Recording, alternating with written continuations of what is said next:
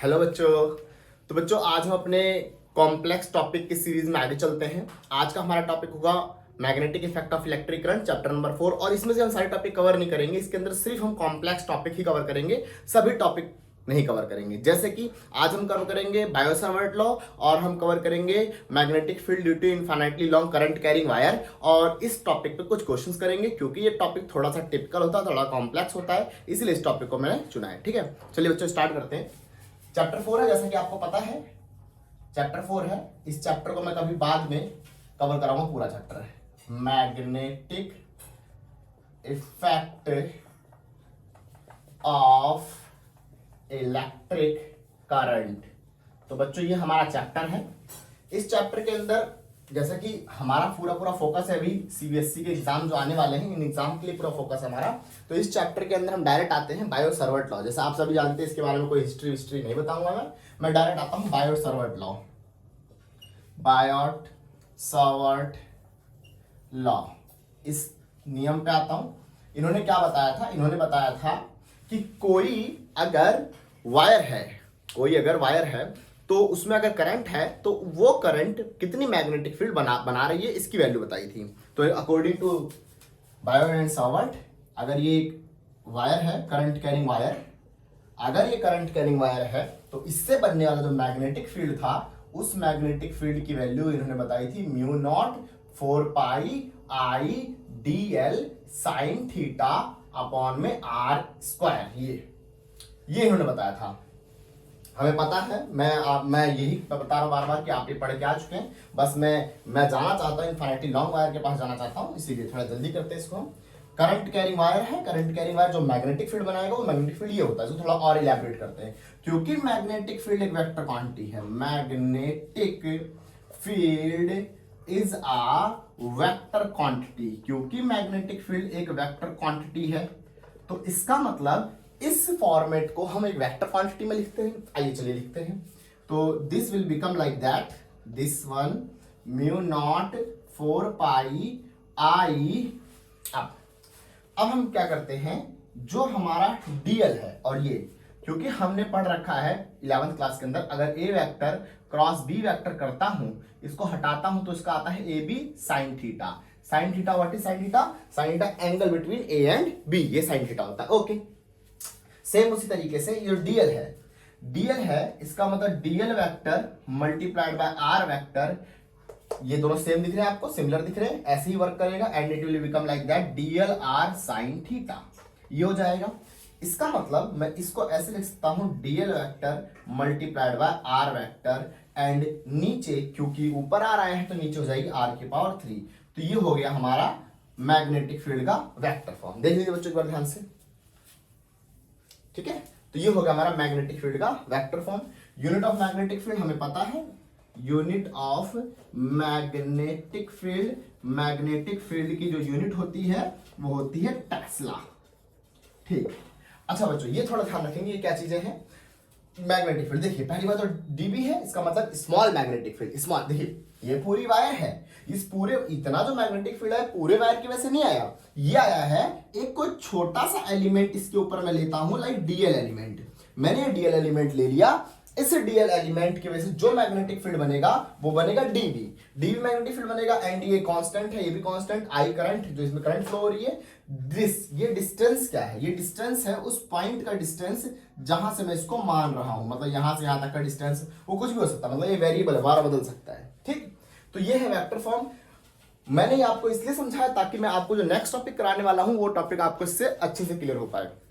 देख लीजिए, इन्होंने दोनों ने मतलब ये जो है डायरेक्शन के बारे में बात करते हैं, क्योंकि मैग्नेटिक फील्ड एक वेक्टर क्वांटिटी है, और अगर मैग्नेटिक फील्ड एक वेक्टर क्वांटिटी तो उसके पास डायरेक्शन भी होगा, magnitude as well as direction भी होगा उसके पास। तो इसकी डायरेक्शन देख लेते हैं। तो मैग्नेटिक फील्ड की डायरेक्शन कैसे निकालते हैं हम उसको देख लेते हैं एक बार, क्योंकि हमारे जितना काम आने वाला है हम वही यूज करेंगे फटाफट। तो चलिए देखते हैं मैग्नेटिक फील्ड की डायरेक्शन कैसे निकालते हैं। तरीके तो 2-3 हैं, लेकिन मैं वही बताऊंगा जिसको हम यूज करने वाले हैं। उसके बाद जो नेक्स्ट वीडियो आएगी उसके अंदर मैं दूसरा तरीका बता दूंगा, तो हम धीरे धीरे सभी तरीकों को कवर कर लेंगे। तो एक ही तरीका बताता हूं मैं, right hand thumb rule, direction of magnetic field. Direction of magnetic field की जो डायरेक्शन है वो हम कैलकुलेट करते हैं by right hand thumb rule, thumb rule इसके अकॉर्डिंग क्या होता है, जो हमारी करंट कैरिंग वायर है, जो हमारी करंट कैरिंग वायर है, अपना सीधा हाथ पकड़ेंगे, अपना पर्सनल हाथ लेंगे सीधे वाला, ठीक है, और अंगूठे को रख देंगे करंट की डायरेक्शन में, अंगूठा रखेंगे करंट की डायरेक्शन में, करंट की डायरेक्शन में, and your finger will be curl give the direction of magnetic field like this one. ये है, ये है, ये ना ये। तो अगर करंट मैं कहता हूं इसके दो सेगमेंट बनाता हूं, एक सेगमेंट ये रहा, करंट ये रहा, एक सेगमेंट में यहां पी कह देता हूं, एक सेगमेंट में यहां क्यू कह देता हूं। आप कहते हैं सर जी ये बताओ पी पे मैग्नेटिक फील्ड की डायरेक्शन क्या है। तो ऐसा करते हैं, आपने सीधा हाथ लिया, अंगूठा लिया, अंगूठे को किया हमने करंट की डायरेक्शन के अंदर, और पी पॉइंट पे मेरी उंगलियां अंदर घुसना चाह रही है, सांप अंदर ढस रहा है, तो पी पॉइंट पे मेरी जो फिंगर्स है वो इनवर्ड कर्व हो रही हैं। तो इसका मतलब जो पी पॉइंट पे मैग्नेटिक फील्ड है वो कैसा है, इनवर्ड। ध्यान रखना इस बात को, ये रूल बहुत ध्यान से अप्लाई करना, ठीक ना। सेम उसी तरीके से अब क्यू पॉइंट पे एक ही करंट कैरिंग वायर है, यही वायर अपनी मैग्नेटिक फील्ड लाइंस को पी पॉइंट पे अंदर की ओर भेज रहा है, जबकि यही वायर अपनी मैग्नेटिक, देखो अंगूठे को करंट की डायरेक्शन में रखा, यही वायर अपनी मैग्नेटिक फील्ड लाइंस को क्यू से बाहर की ओर भेज रहा है। इसका मतलब इसकी वजह से क्यू वाले पॉइंट पे तो मैग्नेटिक फील्ड आउटवर्ड हो जाएगा, जबकि इस पे इनवर्ड हो जाएगा। एक और बात बच्चों, हम यहां पर सिंबल बहुत यूज करते हैं, बार बार आउटवर्ड बार बार इनवर्ड नहीं लिखेंगे। तो सिंबल कैसे यूज करते हैं, सिंबल यूज करने का लाइक ये देखिए, जहां पर क्रॉस लगा होगा वो दिखाएगा आपको इनवर्ड दिखाएगा, वो दिखाएगा आपको इनवर्ड, और जहां पर डॉट लगा हो वो दिखाएगा आउटवर्ड। अब ध्यान रखेंगे, इन सिंबल्स को भी ध्यान रखेंगे। ये सिंबल सिर्फ मैग्नेटिक फील्ड को ही नहीं दिखाता, ये सिंबल हर एक चीज को दिखाता है, चाहे वो करंट हो, चाहे वो मैग्नेटिक फील्ड हो, चाहे कुछ भी हो, ठीक है ना, हर एक को। जहां पर अगर मैं करंट बोल देता ना, करंट ये, तो इसका मतलब इनवर्ड करंट जा रही है, इसका मतलब ये, मतलब सिर्फ ये इनवर्ड बोलेगा। अब वो मैग्नेटिक फील्ड हो सकता है, करंट हो सकता है, कोई भी क्वांटिटी हो सकती है। चलिए इसको हम आगे चलते हैं। अब एक चीज और, ये याद रखने में थोड़ी प्रॉब्लम होती है, तो याद रखने का तरीका एक दो तरीके हैं, बता देता हूँ याद रखने की। जैसे मान लीजिए जब तीर चलता है, जब तीर वहां सामने एनिमी खड़ा है, तो एनिमीज हेड है जब, तो क्या होता है कि जब ये आपका एरो गया, तो जो सामने व्यक्ति खड़ा है, ये जो सामने टिंकू पिंकू खड़े हैं ये बंदे, इसको तो इसका ये वाला हिस्सा दिखाई पड़ेगा, और जिसने तीर को चलाया, ये जो है ये बंदा, इसने तीर को चलाया, इसको तीर का ये वाला हिस्सा दिखाई पड़ेगा। सोचो ना, सोचो सामने, ठीक है ना, सामने इसको ये वाला पॉइंट दिखाई पड़ेगा, तो इसको लग रहा है ये डॉट, और जो पीछे से जहां से तीर जा रहा है इस बंदे को क्रॉस दिखेगा। तो क्योंकि तीर जा रहा है तो मतलब इनवर्ड, और इसके सामने तो कहेगा ओए होए आ रहा है, तो ये आउटवर्ड है, ठीक है, क्योंकि सामने से तीर आ रहा है, मेरी तरफ आ रहा है, तो ये हो गया भाई आ रहा है, ठीक। एंड यहां से जा रहा है, जाते समय क्या इनवर्ड, और उस समय आते समय क्या आउटवर्ड। एक तो ये हो गया। दूसरा भी तरीका देख लीजिए, आपने ट्रेन देखी होगी, ट्रेन के जो डब्बे होते हैं, ट्रेन का सबसे पीछे वाला डब्बा होता है, अगर यहाँ पर अपना टिंकू मिंकू खड़े होकर देख रहे हैं ऐसे करके, ट्रेन का सबसे पीछे वाला डब्बा होता है, उसके ऊपर इतना बड़ा क्रॉस लगा होता है। तो मैं ऐसे खड़ा होकर देख रहा हूँ, मैं ऐसे खड़ा होकर देख रहा हूँ, ट्रेन गई, तो ट्रेन जब सीधे जाती है ऐसे करके, तो यहाँ जो सबसे पीछे वाला डब्बा होता है उस पर क्रॉस लगा होता है। तो क्योंकि मैं यहाँ से खड़ा होकर देख रहा हूँ, तो ट्रेन जा रही है ना, तो जा रही है, तो दैट इज इनवर्ड, जा रही है तो इनवर्ड कहलाएगी, तो इसलिए क्रॉस करते हैं इनवर्ड और वो आउटवर्ड। तो इस तरीके से आप थोड़ा याद रखेंगे इनवर्ड और आउटवर्ड करके, ठीक है ना। चलिए बच्चों, अब हम स्टार्ट करते हैं जो कॉम्प्लेक्स पार्ट है उसको। टॉपिक है magnetic field due to infinitely long current carrying wire. तो कहेंगे सर जी अभी तो आपने 2 मिनट पहले कराया, magnetic field due to infinitely long current carrying wire. अब कह रहे हो सर जी अभी तो बायोट और सर्वेंट ने बता दिया ना, तो क्यों जरूरत है करने की। लेकिन बच्चों याद रखिए, याद करिए, बायो और सर्वेंट ने जो बता रखा है वो सिर्फ एक स्मॉल एलिमेंट से बता रखा है भाई। ये पूरी लेंथ एल है, ये पूरी लेंथ एल है भाई, उसके छोटे से सेगमेंट से बताया ना उन्होंने। तो छोटी मैग्नेटिक फील्ड बनाइए, dv is equal to mu naught 4 pi i d l sine theta upon में आर स्क्वायर जो है इन्होंने तो एक छोटे से सेगमेंट से बताया है, लेकिन हमको तो पूरी की पूरी वायर चाहिए, तो ऐसे तो मैं निकाल नहीं पाऊंगा। अरे यार कैसे निकाल लूंगा? आप जरा खुद सोचो कि इस वाले पी पॉइंट पे मैंने मैग्नेटिक फील्ड फाइंड करना है, तो लो कॉस सर्जी लो, लगा दो फॉर्मूला। ये दूरी होगी 5 सेंटीमीटर, ऐसे ही मैं कुछ भी एज्यूम कर ले रहा हूं। दूरी होगी 5 सेंटीमीटर, तो म्यू नॉट कांस्टेंट, ये भी कांस्टेंट, करंट मान लो 4 एम्पियर है। ऐसे करके एक बार सोचते हैं। साइन थीटा, थीटा भी आ गया। अच्छा थीटा किसके किसके बीच का एंगल होता है? थीटा होता है एंगल बिटवीन, यहां लिख देता हूं, angle between dl and r vector. भाई इसके अंदर जो डीएल एलिमेंट है, पूरे लेंथ के अंदर छोटा एलिमेंट डीएल ये रहा, और आर वेक्टर ये रहा, क्योंकि जो डिस्टेंस यहां से आता किए तो ये थीटा हो गया। ठीक है जी, ये भी बदल गया, ये भी बदल गया। अब एक बात बताओ, अब मेरे से कहा था यहां का निकालो, निकालो यहां से निकालो कितनी है, फिर मेरे को ये फॉर्मूला अप्लाई करना पड़ेगा। फिर यहां से छोटा सा एक लेंथ मानना पड़ेगा, डीएल लेंथ 1/2 मिलीमीटर का। फिर यहां से यहां तक की दूरी, अब ये 5-7 तो 7 सेंटीमीटर हो जाए। फिर बदलो, यहां से बोला जाए यहां से निकालो, फिर ये छोटा सा एक लेंथ मानना पड़ेगा मेरे को डीएल एलिमेंट। फिर यहां से यहां तक की दूरी 10 सेंटीमीटर है ना। आई मान लो करंट 4 एम्पियर बार बार रख दो, लेकिन डीएल 12 बदलना पड़ेगा, इसका डीएल है ना। थीटा 12 बदलना पड़ेगा, 10 डिग्री, 20 डिग्री, 50 डिग्री। आर दूरी कभी 5, कभी 10, कभी, मतलब इतने छोटे छोटे एलिमेंट की वजह से करंट मैग्नेटिक फील्ड जब निकालने जाऊंगा तो मेरे को हजारों बार कैलकुलेशन करनी पड़ेगी। ये तो कॉम्प्लेक्सिटी है। इसीलिए अब हम इसको थोड़ा सॉल्व करते हैं, थोड़ा आसान बनाने की कोशिश करते हैं, इस फॉर्मूले को थोड़ा आसान बनाने की कोशिश करते हैं। तो लिए ले लेते हैं हम एक इनफाइनाइटली लॉन्ग वायर ले ली, जिसमें करंट हमने आई मूव करा दिया। कोई एक पॉइंट मैं लेता हूं पी पॉइंट, अरे लो भाई रैंडम पॉइंट ले लिया मैंने, पी पॉइंट ले लिया। इसके अंदर करंट जा रहा है, अपवर्ड डायरेक्शन में जा रहा है। अब मैं कहता हूं इस पे नेट मैग्नेटिक फील्ड फाइंड करें। तो देखिए हम क्या करेंगे, हम बहुत मस्त बात करेंगे। यहां से यहां तक की दूरी मैं ए ले लेता हूं, समझिए डेरिवेशन है पूरी बच्चों। यहां से यहां तक की दूरी ए ले लेता हूं। अब ये कितनी भी लंबी वायर है, इसका सबसे टॉप का एंड तो होगा कहीं ना कहीं, तो ये है टॉप का एंड, और ये कितने में, तो बॉटम का भी एंड कहीं ना कहीं होगा। अब क्या है, बीच में भी ये वायर की लेंथ मैं लेट कर लेता हूं, यहां से यहां तक एक एल लेंथ ले लेता हूं। फिर वही कहूंगा, बार बार वही करते हैं, पहले छोटी लेंथ से निकाल लेंगे, फिर इंटीग्रेट कर लेंगे, फिर पूरी लेंथ की निकाल लेंगे। यही हम करते हैं ना, कितने दिनों से यही तो कर रहे हैं। ठीक, ओके। तो अब देखिए यहां से मैंने एक छोटा सा एलिमेंट ले लिया, डीएल एलिमेंट। यहां से मैंने एक छोटा सा एलिमेंट ले लिया, डीएल एलिमेंट ले लिया। पता नहीं आपको दिख रहा है कि नहीं दिख रहा, मैं इसको रफ कर देता हूं दोबारा से। बच्चों मैं छोटा एलिमेंट नहीं लूंगा, मैं लूंगा छोटा एलिमेंट, लेकिन कंसीडर करूंगा बड़ा एलिमेंट ताकि आपको दिखाई पड़े। ये डीएल एलिमेंट ले लिया मैंने, इसमें से यहां से यहां तक की लेंथ में एल ले लेता हूं। ठीक, अब ये जो डीएल एलिमेंट है, क्योंकि वी नो दैट जैसा कि हम बायो सर्वट लॉ जानते हैं, जो स्मॉल मैग्नेटिक फील्ड होती है छोटे से लेंथ की वजह से, वो ये होती है आई d l sine theta upon में आर स्क्वायर, ये होती है ना भाई। तो मैं इसी को यूज करता हूं, अभी मैं मॉडिफाई कर दूंगा इसको। अब क्या करता हूं मैं, अब डीएल एलिमेंट ले लिया, ये रहा डीएल एलिमेंट।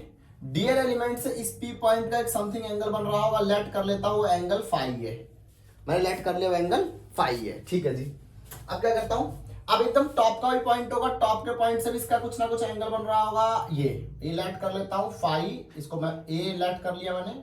यहां से वायर से जो परपेंडिकुलर दूरी है मैंने वो ए लेट कर लिया।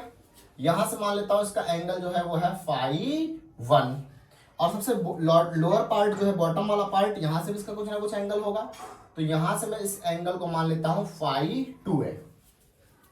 आया समझ में भाई? जिस तरीके से माना समझ में आया क्या? ये एक लंबी वायर है, इनफाइनिटली लॉन्ग वायर है। मुझे क्या करना है, कोई पॉइंट पी यहां से इस पे मैग्नेटिक फील्ड निकाली इस पूरे वायर की वजह से। तो कैसे निकालूं? अगर मैं इस फॉर्मूले के तहत जाता हूं तो ये फॉर्मूला छोटी मैग्नेटिक फील्ड बताता है, और वो छोटी मैग्नेटिक फील्ड एक छोटे से एलिमेंट की वजह से बताता है। फिर मुझे ये फॉर्मूला हजारों बार लगाना पड़ जाएगा, क्योंकि इस इनफाइनाइटली लॉन्ग वायर पे हजारों छोटे छोटे एलिमेंट कटेंगे भाई, छोटा छोटा छोटा छोटा, इत्तो सा 1000 बार कटेगा। और ये हजारों बार कटेगा तो जरा से जो दिक्कत क्या होगी कि मान लो यहां से यहां तक छोटा सा एलिमेंट कट कर लिया, वही वाली बात, ये दूरी बदलेगी इसके लिए, फिर यहां से ये दूरी बदलेगी इसके लिए, आर दूरी, अरे यही तो आर दूरी हो गई ना भाई, यहां से लेकर यहां तक की दूरी वही तो है। ये आर जो है वो डिस्टेंस है उस पॉइंट और उस पर्टिकुलर एलिमेंट डीएल एलिमेंट के बीच की दूरी है। ठीक, तो ये हो गया थीटा समथिंग थीटा, और ये हो गया। तो प्रॉब्लम समझ में आ रही है इस फॉर्मूले में? इस फॉर्मूले को हम अप्लाई डायरेक्ट नहीं कर सकते। अब हम करेंगे इस फॉर्मूले को मॉडिफाई, मतलब हम कुछ ऐसा क्यों ना करें, हम कुछ ऐसा क्यों ना करें जिससे सिर्फ इस फॉर्मूले को एक बार लगाओ और पूरी वायर का निकल के आ जाए। तो जरा सोचो कि अगर मैं इस छोटे डीएल एलिमेंट को या यहां छोटा डीएल एलिमेंट बार बार लेता हूं तो फॉर्मूला लगाने में बड़ी दिक्कत है, लेकिन कुछ ऐसा करूं जिससे अगर मैं यहां का थीटा बदलूं 10 degree 5 degree 7 degree 20 degree 50 degree, अगर मैं थीटा बदलता जाऊं तो ये एलिमेंट अगर कवर होता चला जाए तो मेरा काम आसान हो जाएगा। कुछ ऐसा क्यों ना करा जाए, तो चलिए करते, कुछ ऐसा करते हैं। चलिए अब मैं ऐसा करता हूं कि मेरे को दिख रहा है ये ट्रायंगल मान लेता हूं पी, इसको मैं कहता हूं ओ, इसको मैं कहता हूं टी कह देता हूं, ठीक है ना। In triangle P O T, देखिए इस ट्रायंगल के अंदर देखिए फाई प्लस में theta is equal to 90 degree, तो theta is equal to 90 minus phi हो गया। अब देखिए theta is equal to 90 minus phi, और साइन थीटा ही रहा, तो साइन 90 माइनस फाई ये हो जाएगा कॉस फाई, हमको पता है। तो देखिए पहली टर्म आ गई कॉस फाई, चलिए बढ़िया, अच्छी बात है, आ गई तो आ गई। अब क्या करूं, साइन थीटा की क्या बन गया, तो कॉस फाई बन गया, ये तो बन गया कॉस फाई। अब क्या करूं, आर का देखते हैं डिस्टेंस और डीएल का देखते हैं, पहले तो लेंथ का देखते हैं। इन ट्रायंगल पीओटी ट्रायंगल के अंदर देखते हैं, इसके अंदर देख लेते हैं ten of theta, like ten of, देखो इस ट्रायंगल में देखो ना, इस वाले ट्रायंगल में भाई, इस वाले ट्रायंगल में देखो, इस ट्रायंगल के अंदर फाई ही तो थीटा बन रहा है, तो टेन थीटा ये थीटा, तो टेन थीटा क्या होता है, परपेंडिकुलर अपॉन में बेस, तो थीटा ये रहा और परपेंडिकुलर हो गई है ना, बेस क्या हो गया ये, तो tan of phi will be become perpendicular क्या हो गया एल, और बेस क्या हो गया ए, तो एल क्या बन गया बच्चों, ए टेन फाई बना कि नहीं बना। लेकिन दिक्कत यहां पर ये है, मुझे एल नहीं चाहिए, मुझे तो चाहिए छोटा सा एलिमेंट। यार ये पूरा एल है ना, तो इसमें से छोटा सा हिस्सा चाहिए, छोटा सा हिस्सा, वो डीएल हिस्सा क्या होगा। फिर मैथमेटिक्स मैंने पढ़ी है, डिफरेंशिएट कर दो, डिफरेंशिएटिंग बोथ साइड, दोनों तरफ डिफरेंशिएट करने पे क्या मिला, दोनों तरफ जब मैं डिफरेंशिएट करने गया तो एल का तो बन गया डीएल बन गया। और मैथमेटिक्स वाले बच्चों को पता होगा, नहीं पता तो मैं लिख देता हूं, जब आप टेन थीटा का डिफरेंशिएशन करते हैं, जब आप टेन थीटा का डिफरेंशिएशन करते हैं तो आपको क्या मिल जाता है, आपको मिल जाता है सेक स्क्वायर थीटा, ये मिलता है आपको, ठीक है ना, सेक स्क्वायर थीटा, ध्यान रखेंगे डिफरेंशिएशन। तो जाएगा ए टेन थीटा डिफरेंशिएशन करोगे तो sec square phi and d phi, ये रह जाएगा लास्ट में। तो ये हो गया आपका डीएल, ये हो गया आपका जो स्मॉल डिस्टेंस है इस पूरे ट्रायंगल के अंदर, जो स्मॉल डिस्टेंस वो आ गया। लो जी, अब हमने क्या कर लिया, साइन थीटा जो था, जो हमने हमारे पास साइन थीटा था उसको हमने बदल लिया कॉस फाई में, जो हमारे पास डीएल था उसको भी हमने फाई की टर्म में बदल लिया। फायदा क्या होगा अभी देख लेते हैं। अब एक चीज और करते हैं, सेम इन दिस ट्रायंगल, इसी में क्या कर लेते हैं, कॉस फाई देख लेते हैं, कॉस फाई का क्या हाल चला, इसी ट्रायंगल के अंदर कॉस फाई। तो कॉस फाई क्या होता है, बेस अपॉन हाइपोटेन्यूस, है ना, ये आपका थीटा, तो बेस क्या हो गया ए, हाइपोटेन्यूस क्या हो गया, ये आर हो गया, तो बेस अपॉन हाइपोटेन्यूस, और ये आर, अपने को आर ही तो निकालना, तो आर इज इक्वल टू हो गया ए बाय कॉस फाई। अब देखिए फायदा, देखिए इन सब चीजों से फायदा देखिए, अब क्या हो गया, थीटा भी फाई की टर्म में आ गया, यार ये थीटा फाई की टर्म में आ गया, ये वाला भी डीएल भी फाई की टर्म में आ गया, आर भी फाई की टर्म में आ गया। यही तीनों चीजें तो वेरिएबल हैं यार, एक वायर है तो करंट तो लगातार सेम ही जा रही होगी इस वायर के अंदर, अगर एक वायर है तो उसमें करंट तो लगातार सेम जा रही होगी, तो ये तो मेरे लिए प्रॉब्लम क्रिएट कर नहीं रहा, ना ही ये दोनों कांस्टेंट क्रिएट कर रहे हैं, प्रॉब्लम तो ये क्रिएट कर रहे हैं ना। जब मैं यहाँ के लिए जा रहा हूं तो आर दूरी ये वाली लेनी पड़ जा रही है, जब मैं इसको निकाला तो यही आर दूरी ये लेनी पड़ रही, बार बार ये आर बदलता जा रहा है, और बार बार ये थीटा एंगल भी बदलता जा रहा है, बार बार थीटा एंगल भी बदलता जा रहा है। लेकिन अब मैंने क्या किया, सारी प्रॉब्लम सॉल्व कर दी। अब मैंने क्या करा, सभी टर्म्स को फाई में कन्वर्ट कर लिया, मतलब एक थीटा में कन्वर्ट कर लिया। अब मेरे को ये पता चल जाए कि भैया ये वाला एंगल कितना है। मान लो ये एंगल 45 डिग्री है, ये एंगल 45 डिग्री है, तो ये एंगल 45, यहाँ भी 45 डाल दूंगा, यहाँ 45 डाल दूंगा, यहाँ 45 डाल दूंगा, उसके अकॉर्डिंग डीएल भी आ जाएगा अपने आप, और आपका थीटा साइन थीटा भी आ जाएगा अपने आप, और ये डालूंगा तो 45 डालूंगा तो ये भी आ जाएगा अपने आप। आसान। ए क्या है, ए तो परपेंडिकुलर डिस्टेंस है ना, ये तो परपेंडिकुलर डिस्टेंस है from wire two point P, इसको याद रखेंगे। ठीक, अब ये हो गया फायदा, सभी को एक ही फंक्शन में कन्वर्ट करने का ये फायदा हो गया कि मुझे बस एक ही टर्म को लेना है, वो सारी चीजें अपने आप ही कन्वर्ट हो जाएंगी, बार बार मेरे को छोटा छोटा एलिमेंट लेने की जरूरत नहीं पड़ेगी। आगे समझ में क्लियर है? ठीक है, चलिए अब हम क्या करते हैं, थोड़ा इसको रफ कर देता हूं मैं। अब हम इन सभी वैल्यूज को इसमें अप्लाई कर देते हैं, तो हमें क्या मिलेगा, चलिए देख लेते हैं। तो dB is equals to mu naught 4 pi i, देखिए करंट तो सेम रहेगा नो डाउट, पूरी वायर में सेम रहेगा। डीएल क्या बन जाएगा, ये बन जाएगा आपका a sec square phi d phi, ये डीएल तो ये बन गया। और साइन थीटा क्या बन जाएगा बच्चों, साइन थीटा अभी तो ये बनाया, देखो थीटा 90 माइनस फाई, तो उस साइन थीटा के साथ डालूंगा 90 माइनस फाई कॉस फाई बन जाएगा, ये तो ये हो जाएगा आपका कॉस फाई। ठीक है, और अब आर क्या हो गई, ये a बाय कॉस फाई का स्क्वायर। फिर मैथ वाले भैया मेरे को याद आ गए, 1 अपॉन कॉस फाई क्या होता है, सेक थीटा होता है, एक 1 upon cos phi sec theta होता है।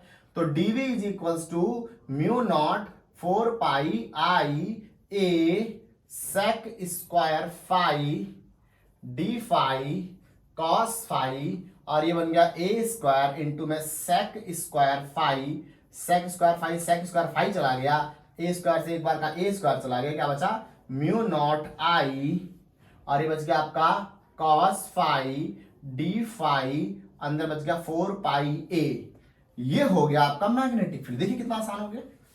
अब मैग्नेटिक फील्ड सिर्फ फाई की टर्म में आ गया कि भैया ये फाई बता दो, उस छोटे से एलिमेंट से डीबी मैग्नेटिक फील्ड आ जाएगा। अब क्या करना मेरे को, तो वही बात है ना, फिर मेरे को छोटा मैग्नेटिक फील्ड थोड़ी निकालना है, मेरे को तो एक पूरी वायर जो मैग्नेटिक फील्ड बना रही है मेरे को तो ये निकालना है। तो मैं इसके लिए क्या करूं, पूरी वायर के लिए फिर मैथमेटिक्स इंटीग्रेट कर दो। फिर इंटीग्रेट करने का रूल क्या होता है, इंटीग्रेटिंग बोथ साइड, मतलब फॉर टोटल मैग्नेटिक फील्ड। भाई टोटल मैग्नेटिक फील्ड के लिए क्या कर देंगे, integrating both side, integrating both side, भाई दोनों तरफ इंटीग्रेट कर देंगे। दोनों तरफ इंटीग्रेट करेंगे तो कैसे करेंगे, इसको मैं रफ कर दूं बच्चों, फिर समझाता हूं। अभी हम इसको इंटीग्रेट कर देते हैं। इंटीग्रेट करने से फायदा समझ में आ रहा है क्या होगा।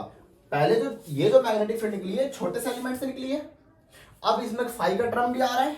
अब अगर इंटीग्रेट कर दूंगा सबसे नीचे से लेकर सबसे ऊपर तक, जो कि सबसे नीचे वाला एंगल क्या बना रहा है इसके साथ, फाई 2 बना रहा है, और सबसे ऊपर वाला एंगल कितना बना रहा है, फाई 1 बना रहा है। मतलब इंटीग्रेशन की जो लिमिट्स होगी, अगर फाई 2 से फाई 1 मार दूंगा, अरे यार फाई 2 से फाई 1 लगा दूंगा तो पूरी वायर कवर हो जाएगी ना भाई, क्या दिक्कत है, पूरी की पूरी वायर कवर हो जाएगी ना उसके अंदर। तो क्या बन जाएगा आपका, for total magnetic field integrating both side, तो इंटीग्रेट कर दीजिए दोनों तरफ, it will become like that dv is equals to mu naught upon में 4 पाई ए, भाई कांस्टेंट चीजें फिर बाहर ले लेते हैं, अपने को पता है d phi and integrating both side. Integration की लिमिट्स क्या होने चाहिए, आपको लिमिट्स मैंने समझा दी।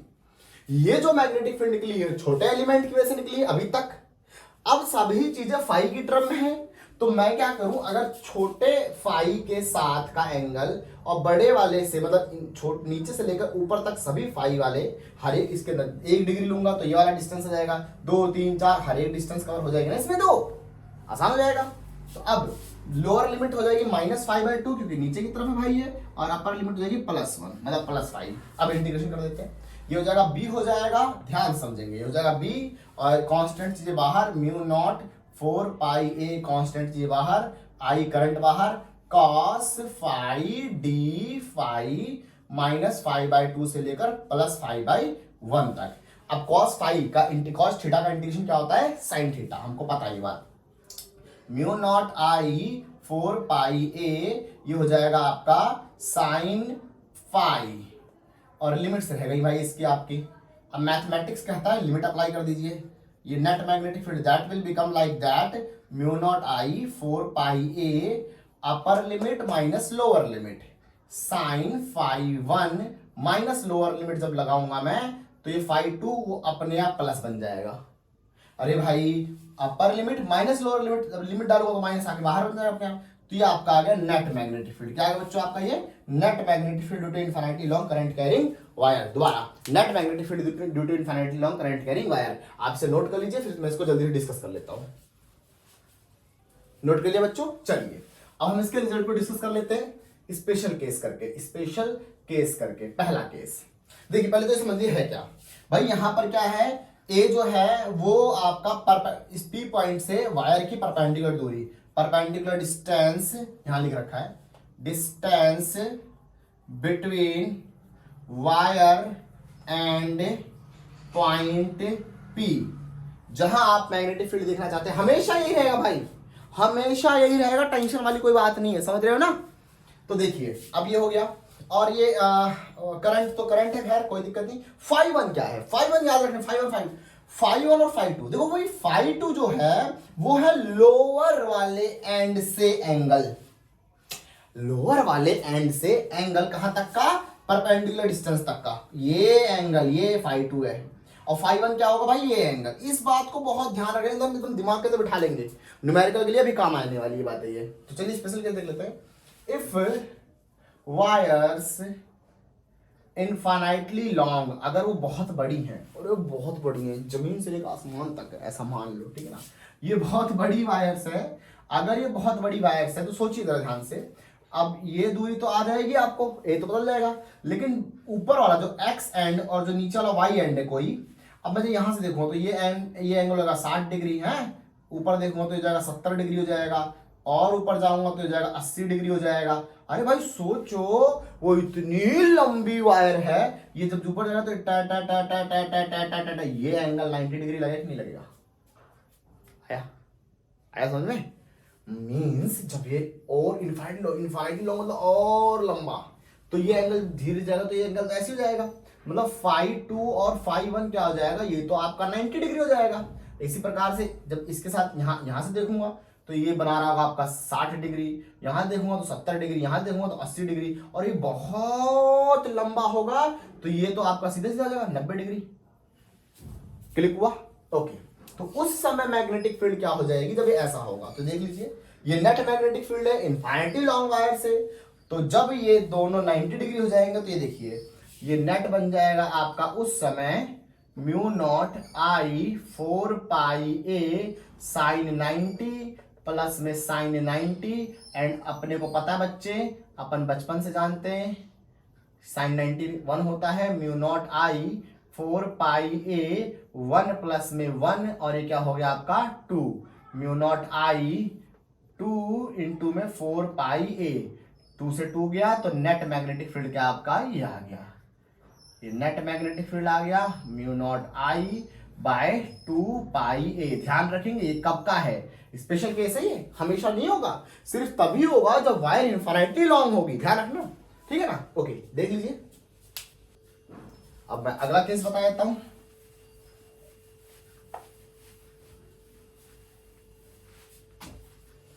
ओके अब अगला केस देख ले, सेकंड केस। अगर if point P near by near to wire कहां थी, मतलब ये ऐसी वायर है, एक्स वाई वायर है ना, मान लो पॉइंट जो है वो यहां पर है, एक्स या वाई, नियर एक्स और वाई, या तो एक्स के पास है या तो वाई के पास है, तो भाई एक के साथ तो एंगल बना लेगा 90 डिग्री, एक के साथ तो एंगल 90 डिग्री बना लेगा क्योंकि इनफिनिटली लॉन्ग है ना। If point P near X Y in infinitely long wire, wire infinitely long है, तो अगर ये वाला पॉइंट पी किसी एक के पास आ जाएगा तो अगले से तो 90 बना लेगा, अगला तो 90 बन जाएगा, और ये वाला क्या बन जाएगा 0 बन जाएगा, एक एंगल बन जाएगा 0 और एक एंगल बन जाएगा 90। इसका मतलब इसमें अप्लाई करो तो बी नेट उस समय क्या हो जाएगा आपका म्यू नॉट आई अपॉन में 4 पाई ए, ये साइन 90 बन जाएगा एक, और एक बन जाएगा साइन 0 डिग्री। साइन 91 होता है तो it will become like that mu naught I 4 pi a. ये हो गई नेट मैग्नेटिक फील्ड। कौन से केस की नेट मैग्नेटिक फील्ड हो गई बच्चों? ये तब की हो गई जब कोई पॉइंट पी वायर के नियर लाई करेगा। ठीक है ना, देख लीजिए फटाफट, इसको रफ करता हूं फिर मैं आगे।